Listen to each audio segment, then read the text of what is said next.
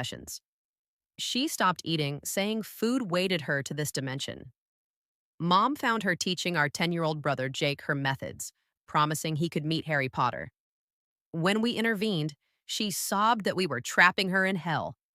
The shifting wasn't escape anymore, it was her only reality. I woke to Jake's scream from the bathroom. Emma had him in the filled tub, holding his head underwater. I yanked her back, Jake gasping, choking, eyes bulging with terror. Emma fought me surprisingly strong, screaming about. The portal requires submission. 30 more seconds and he'd have shifted. She wailed, lunging for Jake again. The drowning sensation is the dimensional barrier breaking. Jake vomited water, crying hysterically. His lips were blue. Emma kept reaching for him, explaining frantically that near-death experiences create the strongest portals. She'd been planning this for weeks, researching how water conducts interdimensional energy. Mom crashed in, saw Jake shivering, and shoved Emma against the wall. You almost unalived him. Emma laughed, eyes unfocused.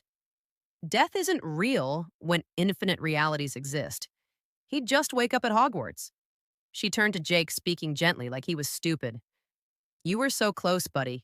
You felt the shift starting, didn't you? The burning in your lungs was magic entering. I held Jake while Mom called 911. He couldn't stop shaking, kept touching his neck where Emma had held him down. She'd convinced him they'd meet Ron Weasley if he trusted the process. Emma tried explaining to the police that drowning was a proven shifting method her community recommended. She showed them screenshots, hundreds of posts about using extreme consciousness disconnection. She'd been practicing on herself in cold baths, building tolerance. He consented, she insisted as they cuffed her. Tell them, Jake, you wanted to meet Harry. Jake just sobbed harder, afraid to look at her. The paramedic said another minute. Underwater would have caused brain damage. Emma smiled at that, saying brain damage just meant partial shifting. Even strapped to the gurney, she coached Jake. Remember the water darkness? That's where the portal opens. I'll perfect the method and come back for you. I returned home from the hospital to find Mom catatonic on the couch, staring at nothing. Jake had locked himself in his room and wouldn't come out, not even for water.